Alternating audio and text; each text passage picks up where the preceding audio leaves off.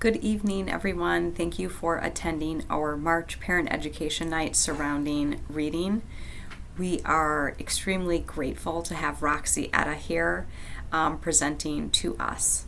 So Roxy is a doctoral candidate at the University of Wisconsin-Madison, studying the effects of media on young children. Her research focuses on how preschoolers learn from ebooks compared to print books, and how parents can facilitate children's learning and bonding through reading. Roxy is also the teaching and research coordinator at the UW Child Development Lab, a laboratory preschool at UW-Madison. She supports and facilitates research, teaching, and outreach opportunities focused on supporting child and family well-being. So again, thank you so much, Roxy, for presenting for us tonight. I'll go back just a second. So the benefits of reading to children: it builds a parent-child bond, enhances cognitive development, self-regulation, problem-solving, attention, comprehension, creativity, language skills, and literacy skills. It fosters a positive attitude toward reading, so reading early and often. It provides opportunity for structured discussions of life lessons. So some of you might have heard this phrase already, but books we really want to be a mirror to reflect upon our own lives and our own realities. We want books to also serve as windows to look into other people's lives and their realities, and also a sliding glass door to immerse ourselves into other people's lives and into other people's realities. So really providing that launch pad to have perhaps difficult discussions, or to help children relate to other people who are going through similar situations, like moving or going to a new school, things like that. It can sort of be that launch pad for those conversations to happen. So reading from birth. Babies are not born with the ability to understand books. So why should we read to them? Why does the American Academy of Pediatrics say that we should read to a newborn baby? If you haven't read before to a newborn, it might seem kind of silly to do, right? Like they are fresh, new to the world. What could they really gain from reading a book?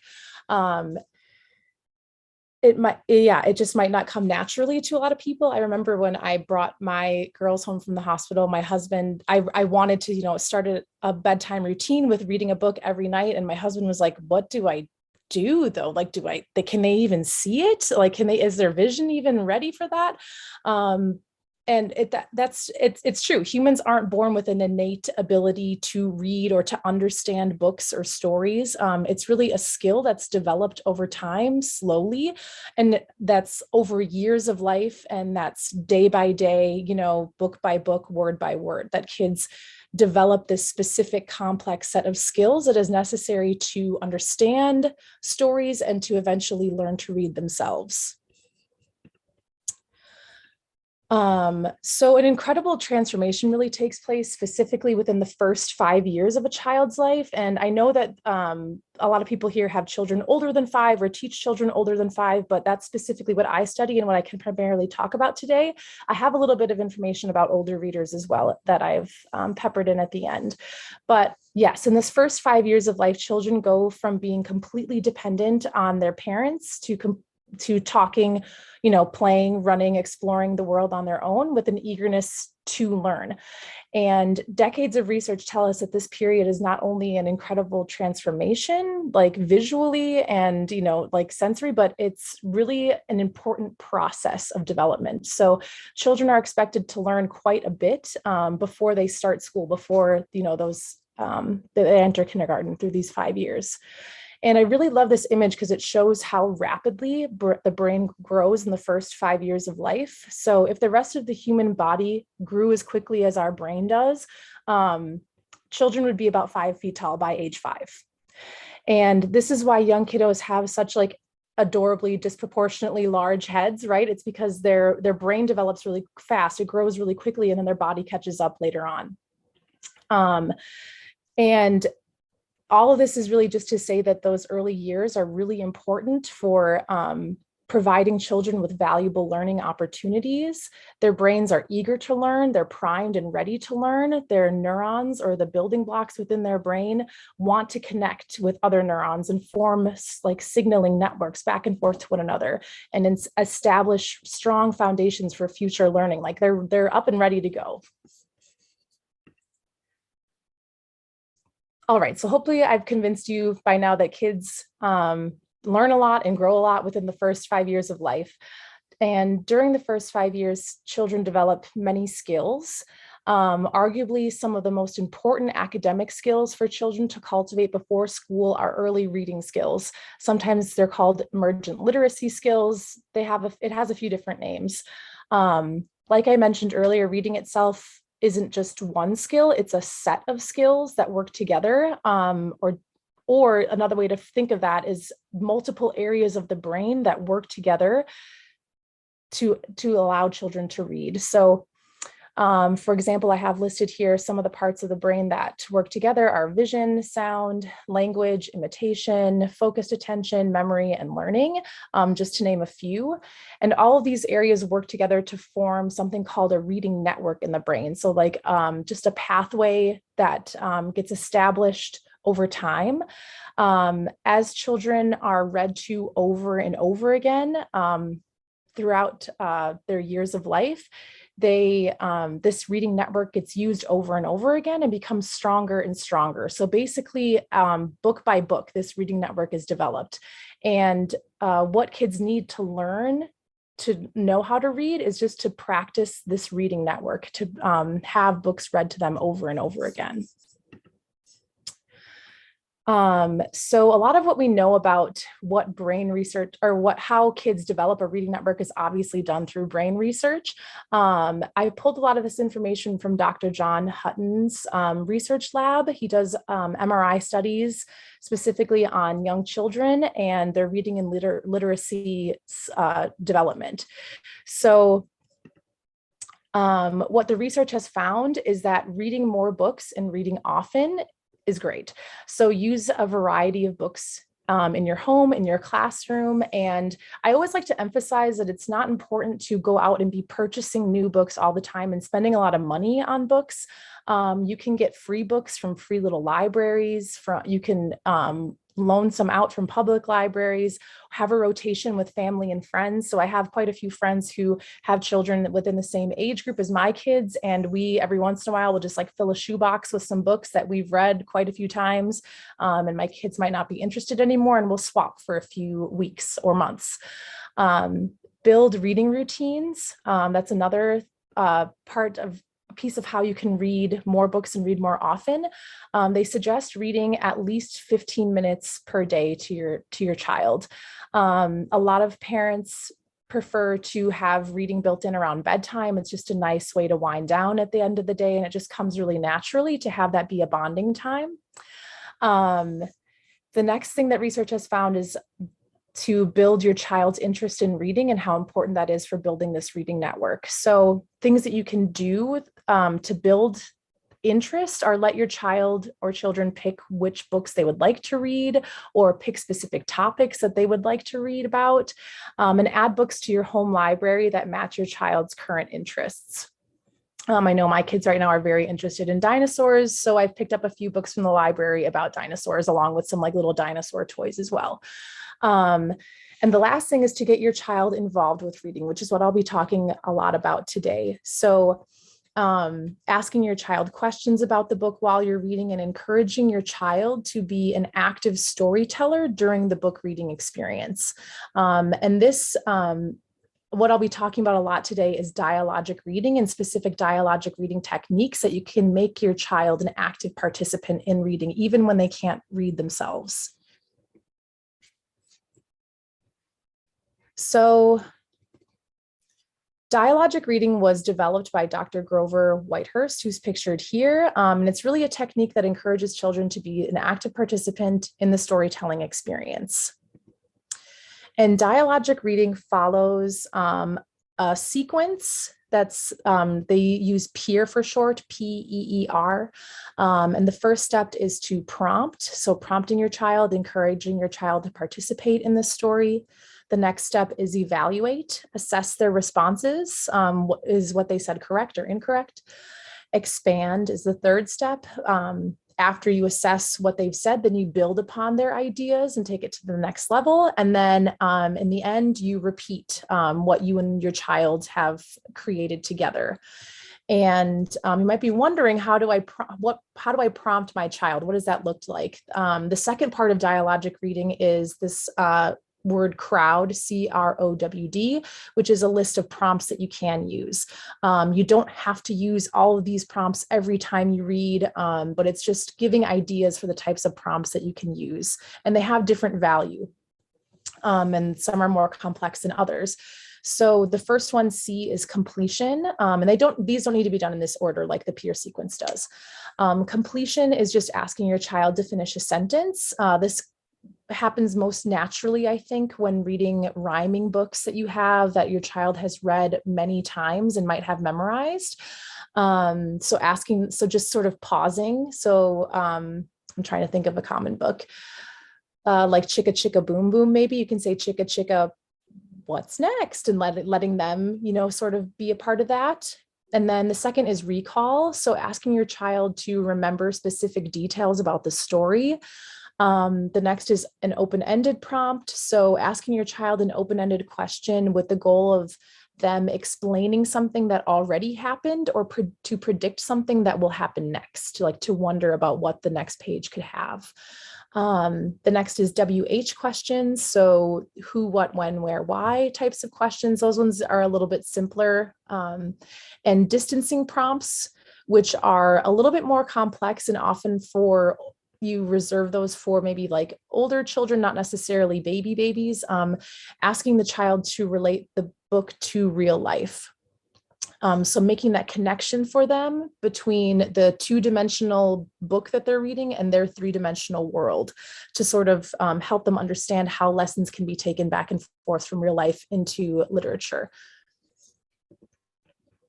So I'd like to provide some samples. As someone who studies reading, I feel like it comes very naturally to me to know what exactly to do while reading aloud to kids, but I know for some people it doesn't come naturally.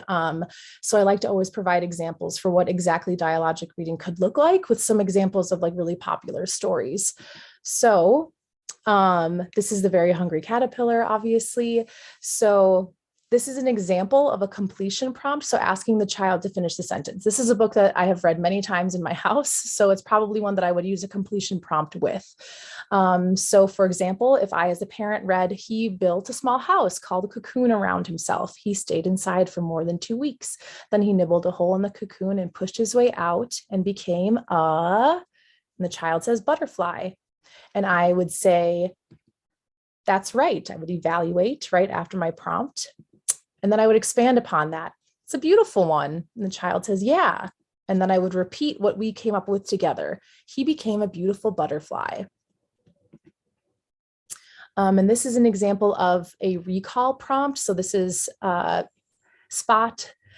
The parent says, is he behind the door? No, that's a bear. Let's keep looking. We better find Spot so he can do something important, right? Do you remember what Spot needs to do? And the child says, I don't know, go to sleep. And that's not the correct answer. So I might say, oh, that's a good guess. His mom says it's time to eat, remember? And the child says, eat. And the parent says, yeah, Spot needs to eat because it's dinner time. We need to find Spot so he can eat his dinner. And then an open-ended prompt asking the child to explain something that already happened or to predict what will happen in the future. The parent might say, Corduroy was just waking up when the first customers came into the store in the morning. And there looking at him with a wide, warm smile was the same little girl he'd seen only the day before. And the parent adds, I wonder what will happen next. What do you think? And the child says, maybe she'll take Corduroy home. Maybe the kid has already read this story a few times. The parent says, yeah, I think you're right. I bet that would make Corduroy happy. Expanding upon that. And the child might add, and the girl too. Oh, good thinking. She could take Corduroy home and they'd both be happy since she wants a toy and he wants a home. So just adding a little bit more complexity there. And then the WH prompts, these are the ones that I think come most naturally to people when they're reading to kids. So pointing to things in the story and saying, who is that? What's this? Where's the balloon? You can make them a little bit more complex when you were asking about like when and why questions. So when is he going to sleep? Why is he in bed? But those who, what, where ones are really simple, often really great for super young kids. And then the last prompt that I have is distancing prompts. So relating the book to real life, making that connection for them or helping them see that connection from 2D book to 3D world. The parents, this is Dear Zoo. I wrote to the zoo to send me a pet. So they sent me you lift the flap, elephant. He was too big. I sent him back. Hey, when we went to the zoo last week, did we see big elephants? And the child says, one of them. We did. We saw a mommy and a baby. When we went to the zoo, we saw 2 elephants, one big mom and one small baby, to sort of help, because a lot of times children's books are illustrated with like, really simple illustrations that might not necessarily look like the real life thing. So like looking at a super simple line drawing of an elephant might be actually very challenging for children to match to a real life elephant with all of its complexities and size and everything, right? So it's helping kids make those connections so they can start practicing that. And I would just like to mention some dialogic reading resources. If I went a little fast for you, there are tons of resources online that can provide you with information on how to engage in dialogic reading. I have some QR codes if you'd like to just use your phone and load those up online. Otherwise, if you just Google dialogic reading resources, I'm sure these things would come up. The first thing I have here is from Reading Rockets. There is a short article by Dr. Grover Whitehurst, who sort of coined this dialogic reading technique. And it goes into a little bit more detail about dialogic reading practices and provides a few video examples if you'd like some more information about that. And then also a plug for the Reach Out and Read podcast. So Dr. Dipesh Navasaria is the host of this podcast, and he actually works with me at the UW Child Development Lab. He is our sort of outreach person, and him and I work very closely together on or talk a lot about children's reading and benefits of that. And this podcast has a lot of really great information. Dipesh is a really great speaker, and the whole podcast is about reading. So I specifically recommend, if you want to learn more about dialogic reading, episode 17. There's a lot of good info in there. And I think that they post new episodes like every few weeks or months. So it's a good one to stay up to date with. This next part is dialogic reading the only way that we should read to young children? It might feel like a lot to have every single story include all of those types of prompts and follow that exact sequence. It doesn't need, that sort of feels like homework for a parent or a teacher to do. And the answer is no, you don't have to read this way every time.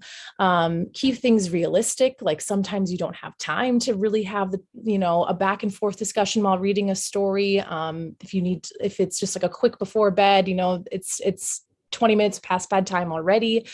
You want to keep things interesting for both you and your child and enjoyable for you and your child. And if you are, as the reader, are not enjoying what you're doing, the child will pick up on that, and it's not worthwhile. So some alternative styles to consider if you just aren't feeling like doing dialogic reading that day or with that book. Obviously, some books are meant to be sung, like Baby Beluga. And that's totally fine as well. Kids learn a lot about, through singing, and they love singing. Another is just like freestyle storytelling. So letting your child take the lead at telling the story, like letting them just sort of see what they come up with as they flip through the pages and look at the pictures, or you yourself using pictures in a familiar book and telling a new story, like something silly. Another technique that I've seen a few teachers do actually at the UW Child Development Lab is offering like a speed reading option or previewing if kids aren't maybe interested in a new book or just want to see what it's about before they fully read, if it's a longer book, to just quickly flip through the book and start some conversations about what they're seeing, or playing a game based on the images that you see in the book. You don't have to read books word for word, like stay true to the text. It's not necessary. And new lessons. So talking about new things in the book that maybe you haven't talked with your kid about yet. So like talking about features of books, like the cover, the title, an author, what does an author do? What does an illustrator do? Page numbers, punctuation, right? Rhyming. There's a lot of other things that you could talk about in a book other than what's happening in the narrative and the educational content. And it's nice to just keep it fresh sometimes as a parent or a teacher. So I've talked a lot about younger children, but what about older children who can read independently? Should we be reading to our kids who are in elementary school, in middle school, in high school? And a recent survey found that 83% of kids age 6 to 17, so over 5, say that they really enjoy being read to, but only 17% of them are read to by their parents. So they want their parents to read to them, but they might not. And I think it's easy to let older children read to themselves because they can, but there really is actually a lot of value in reading to kids who can already read to themselves.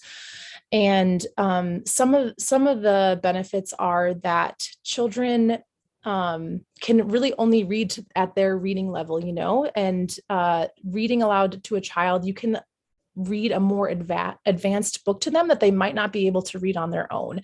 And this really matches well with something that we talk about in like learning science and psychology called scaffolding. So supporting children as they're learning to master new skills.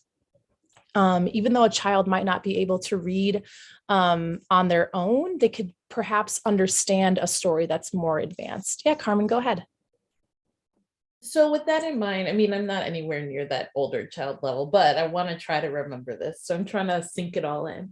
So with that idea of older children who can read independently, still enjoy their parents reading to them, how do you get around the general idea of picking things that they like, but at that higher level and building it into your day? Because I don't know where you would build that in with a teenager. Because when I was a teenager, I was like a terror to my mom. So I don't know how like you find that time and way to like sneak it in where like they secretly want to, but they like loathe you at the same time. So how do you walk that tightrope? Do you have any suggestions on that, or like? Yeah, that's a really great question. I think, it obviously depends on your child. If your child does not want to read with you, if they don't have that desire, then I think it's okay to maybe not read directly to them. But if they are interested, maybe picking a book together that you're both interested in, or it could, like, if it's a high schooler, you could be picking an adult book, right, that you are interested in and they might also be interested in. I also think that it might be valuable to have you both read a book at the same time, sort of like a mini book club, and you might not have to read aloud with them, but you could talk about it, right, at dinner, if you're on the same chapter. I think just like having conversations around books is really where the benefit comes from. So if it's not like direct one-on-one time with your 17-year-old, I think that's okay. It's just sort of keeping in mind that you value reading, you value that if your child likes reading, and just keeping that option open, I guess, is more important than making it happen. Does that make sense? Absolutely, because I think that would be like the best, like having a book club where you meet up at dinner or something like that. I can see that being more realistic, because I was like, I'm trying to envision a world where that would make sense to me. Yeah. I know that when I was, I think like late middle school, my mom really loved the Chicken Noodle Soup for the Soul books. And she was like reading them on her own. And I think like one weekend I looked at a few stories that were in there, and I talked to her about a few of the things that I read. And she was like, oh yeah, I really like that one too. Or like, it just started a conversation between us. And I think that might be more realistic as kids get older. Thank you. Yeah. So along with allowing children to engage in a more advanced text than they might be able to read on their own. So I think I read that children's listening skills are far more advanced than their reading skills up until they hit, I think, 8th grade is when their reading skill starts to match their listening skills. So kids really can gain a lot up until 8th grade from you reading aloud. And then the next one I have here is positive modeling. So it demonstrates proper pronunciation, maybe of complex words that they might not know how to pronounce when they're reading it themselves. And it provides examples to them of reading cadence or reading style. So, like using different types of voices perhaps, or if books are written in a certain format or have like a rhyming format, like there's a really specific way that, like, for example, Dr. Seuss books are written in that, like, as adults, I think we pick up really quickly on how to use those books and the cadence that you use while reading it, but it might not come naturally to kids. And they might learn a lot from seeing you read that aloud. And there really are still similar benefits for older children that there were for younger children. So building their vocabulary, you can probably help them learn new words while reading aloud to them. Improving their comprehension skills. So reading aloud to them helps them practice listening and putting the story together, right? So that's building their comprehension. Supporting the parent-child bond, obviously, and sparking interest in new genres or new topics. Maybe also even like starting a series together, like obviously the Harry Potter books are a very common series, things like that can spark perhaps a long-term interest for both of you. And also expanding worldviews. So maybe having difficult conversations with your child. I think books maybe might have more value in like the middle school, high school years for facilitating challenging conversations.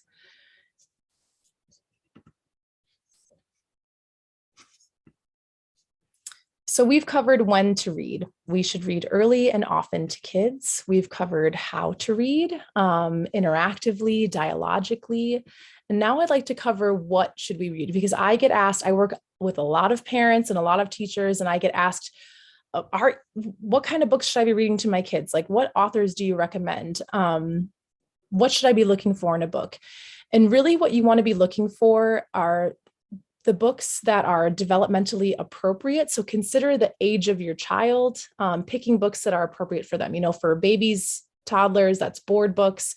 When they're getting into elementary school, more picture, more chapter, it grows over time. They should be interesting or fun for your child, so that they have an innate desire to want to read it with you. Ideally, the books will be tolerable for the parent. I know that there are some books that I just don't want to read. I don't love the Captain Underpants books. There's certain things that I probably wouldn't put in my home library because I wouldn't enjoy reading them to my kid.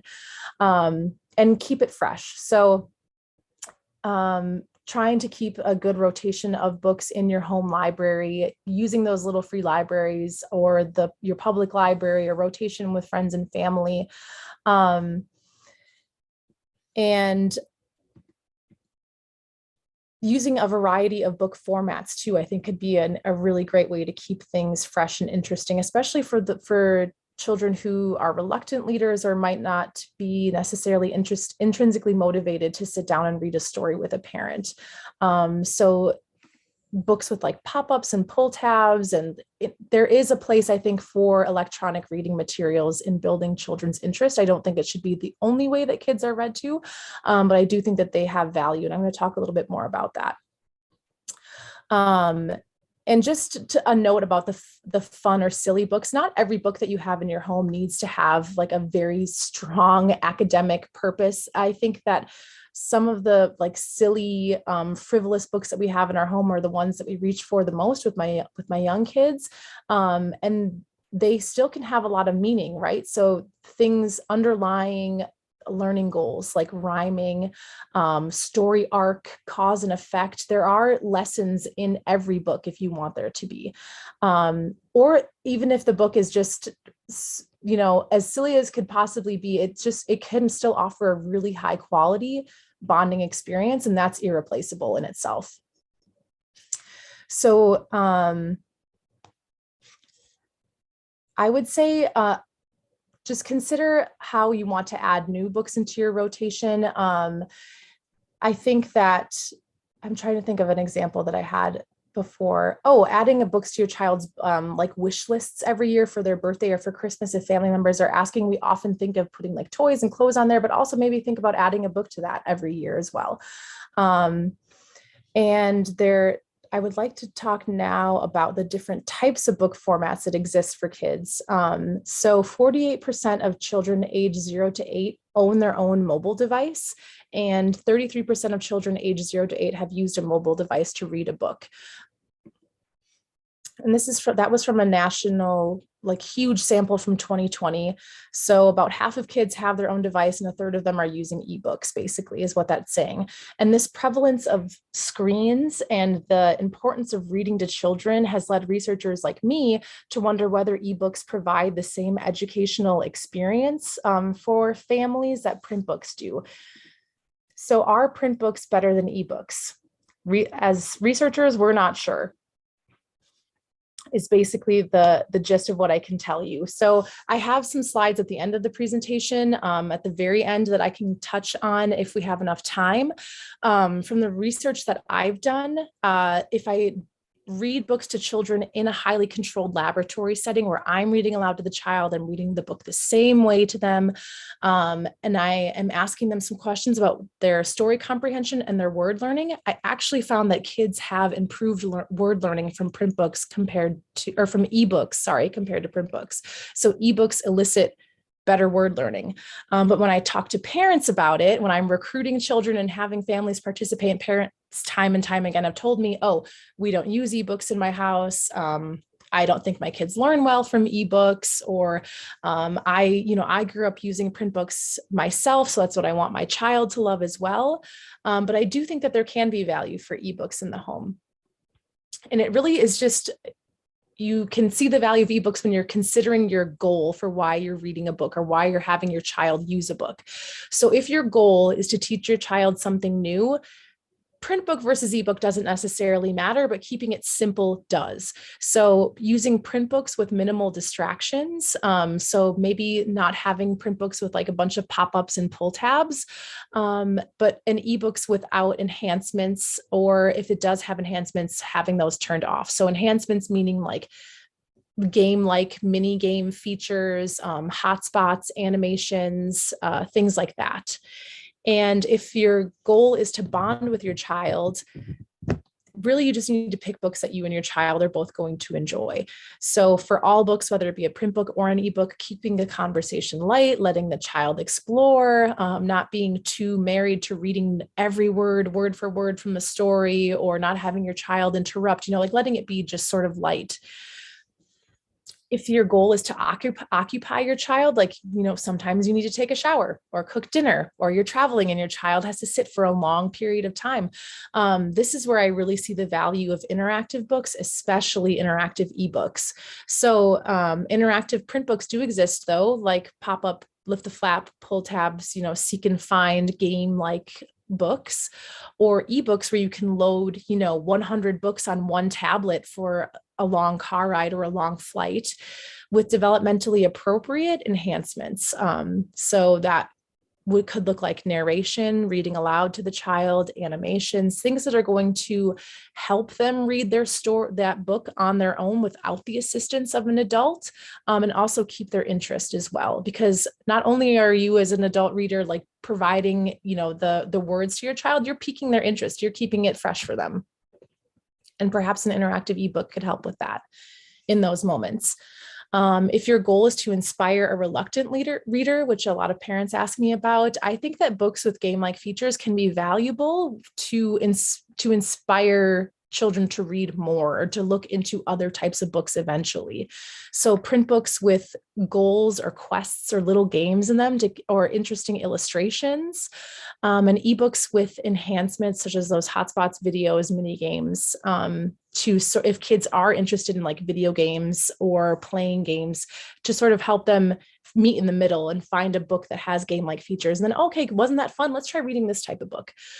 And the last goal, perhaps establishing a bedtime routine. I strongly recommend sticking to print books for that, just because of the effects of blue light. So like the light that's emitted from screens and the effects on sleep.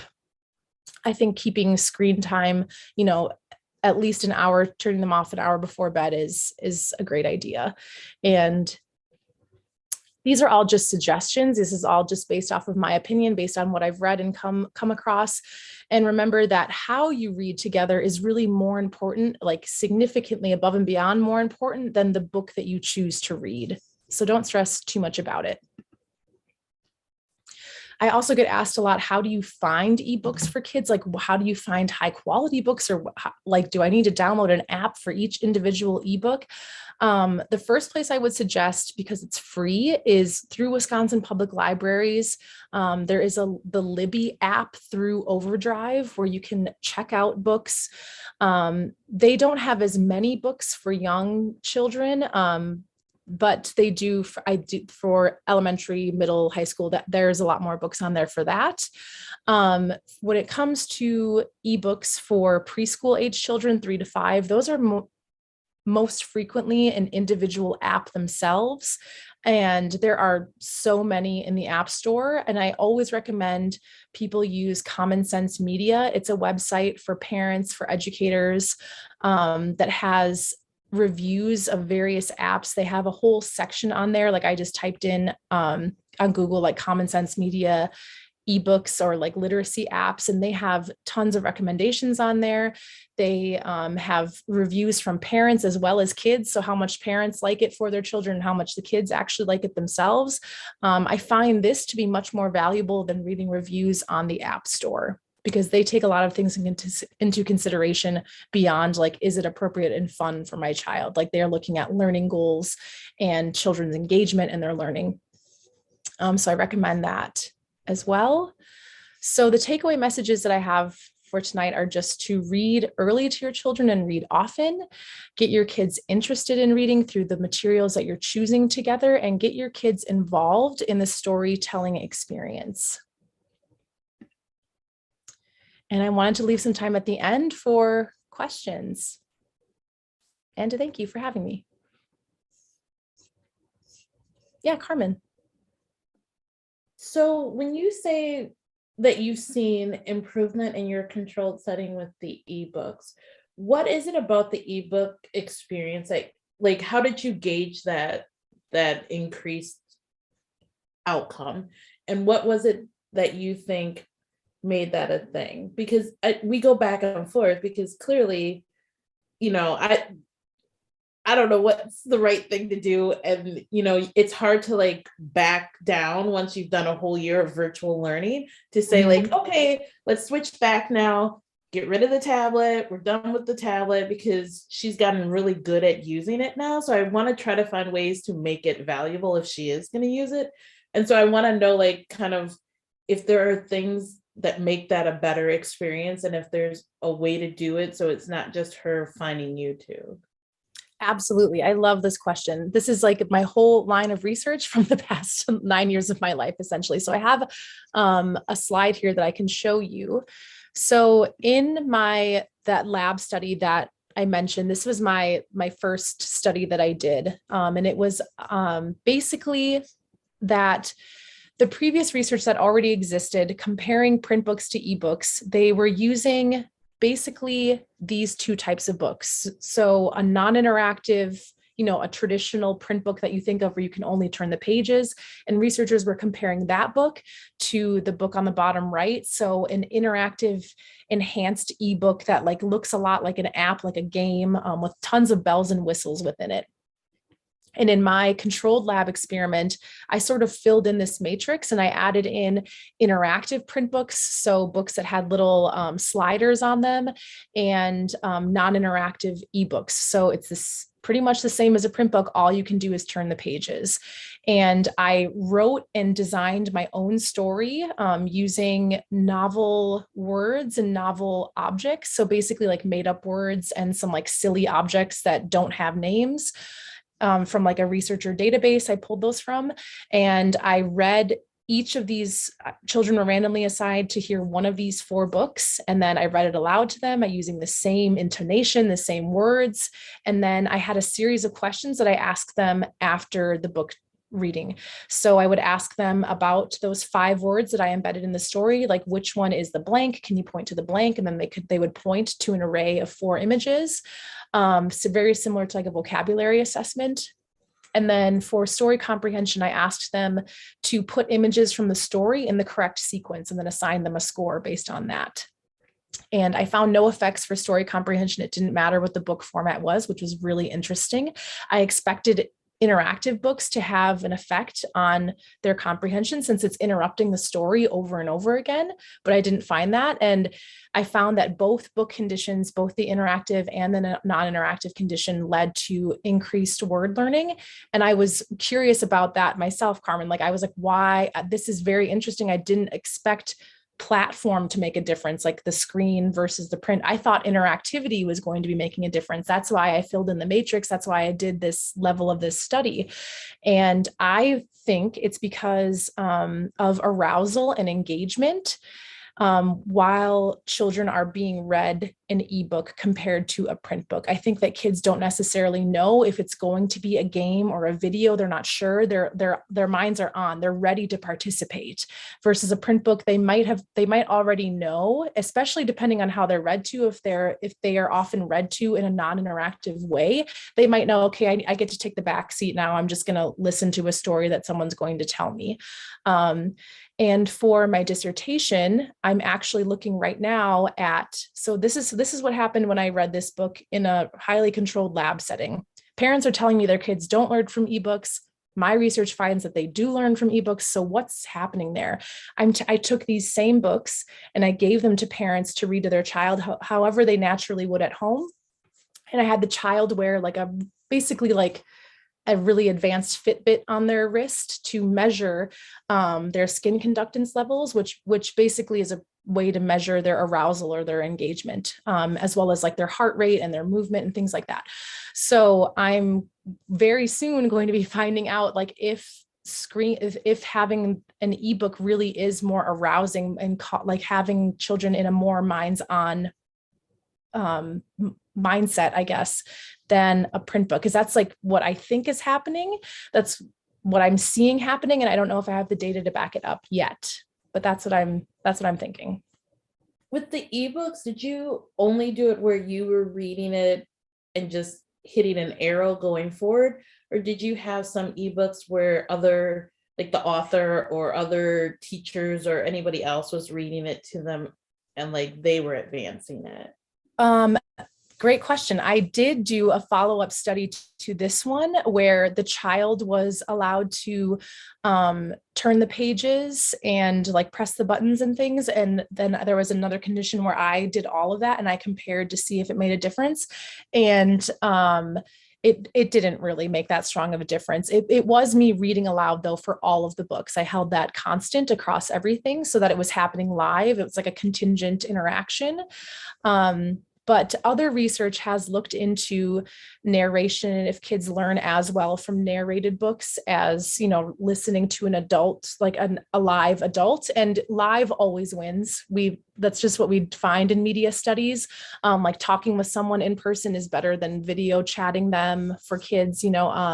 Listening to something pre-recorded is not as good as a real life interaction. So although it's not the best, it still could be really valuable. Kids still can learn from narration. Thank you. It sounds very interesting. I'm curious to see if the wristbands match the parents' impression. Yeah, I'm not sure. I do have I don't know how much time I have left, just a couple minutes, but this is my parents' study. I did a teacher version of this study where I had teachers read books aloud to kids. And so that was like the preliminary study to my dissertation.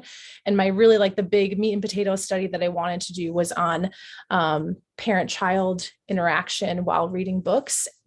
These books to their kids to see like if it's the same exact story, they're just given this book in a different format, is that going to change how they're reading aloud to kids? Because my thought was, okay, if parents think that their ebooks aren't valuable and their kids don't learn from them, but I'm finding that the kids do learn from them, maybe it's how parents are reading ebooks to kids. And that is shaking out to be true. This is some of my preliminary findings that the bottom two books are ebooks and the top two books are print books. Ebooks are really just eliciting a lot less story related talk in general. The purple the purple bars are dialogic prompts. So those like high quality, like interactive story prompts.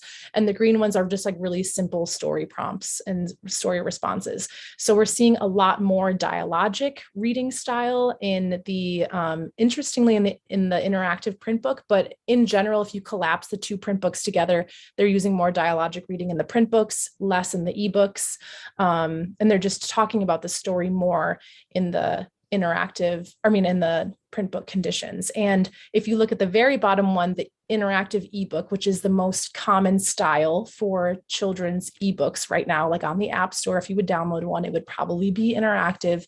The language is just a lot less frequent and a lot less rich, because it interrupts. I'm seeing that it's interrupting the storytelling experience. Like the parent has to say things like, oh, don't touch that yet. Like, wait a second. Oh, I need to go back. They're focused a lot more on the mechanics of the book and not about the story itself, which is like, it's just a nature of using a tablet with a preschooler.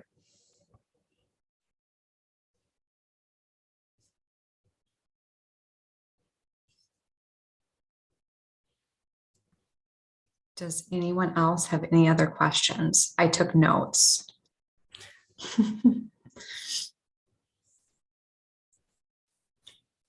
Anyone else? Well, one of the things that I found when I'm using the ebooks with the kids is you don't have a sense of where you are in the story. Because Yes. you don't see where you are as far as turning pages. You can't physically look and see, are we hitting the middle? Do you expect the climax of the story? Are we going towards the end? And I wonder if that has an impact on it. I definitely think so. So I've also done a survey study of parents, asking them like what they enjoy about reading print books or what they enjoy about having ebooks for their kids. And a lot of parents describe this exact like tactile experience of feeling the pages and the cover in your hand, or like the smell of the book, or knowing where you are throughout the story just from having that tactile feedback. It just offers a different experience than using your tablet does. And I think that there is some value to that.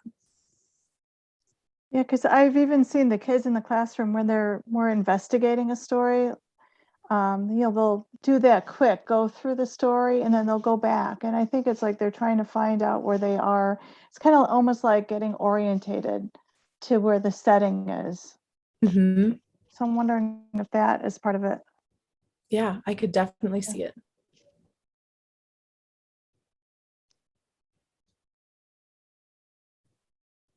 I just have to say, I loved your graphic in the beginning with the brain development. It completely ties into Montessori and how, that's what she would call the absorbent mind, and how, those first few years are so crucial. And so it is important to be reading to our newborns, right? Because that's where all of that brain activity is coming from. And, I try to speak when we have other parent education nights about that as well. And you're not going to look silly, and you should be talking to your newborn often, right? So they pick up that language development. Mm-hmm. Yeah, it has to start sometime. So. Okay, I could sort of take over, but yeah. Does anyone else have any questions, comments on what you saw and what you heard? So very interesting. Speaking to the baby thing, and I know everybody's had a baby, but we've got new Oliver in our house, and seeing a little baby's hand reach for a page to turn the page, and he's only 5 months old, and there's that interested in a book, it's worth every minute of reading to a child. That's my takeaway. And thank you very much. This was very good. Thanks. Well, I'm glad that we were able to videotape it, even though we had a little bit of a rough start there with technology, but it was great to videotape it. And because I'm sure that there were some other people who would want to see it, and we'll make sure we'll pass it on then. Yes. And thank you, Marianne, for introducing us to Roxy. And if nobody else has any other questions, Roxy, thank you so much. So very interesting, and good luck. Are you almost done? Yes, I'm hoping to defend this summer and be Dr. Roxy. Wonderful. Congratulations. Good luck. Thank you. Okay. Thank you everyone so much for coming. Thank you. Thanks, everyone. Thank All right. you. Great night.